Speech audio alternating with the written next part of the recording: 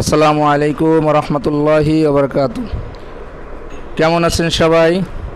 আশা করি সবাই ভালো আছেন। আলহামদুলিল্লাহ, আমিও ভালো আছি। আমার মাদ্রাসার পরীক্ষা শেষ হইল, ভাবলাম যে একটু ঘুরে আসি আমার বেয়ের বাসা থেকে। বেয়ের বাসা হলো ঢাকা ধামরাইলে।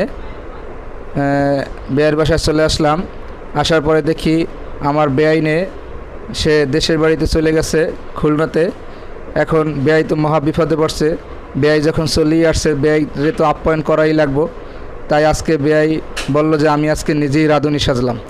তা বেআই আমার জন্য কি কি রান্না করতেছে সবাই দেখেন।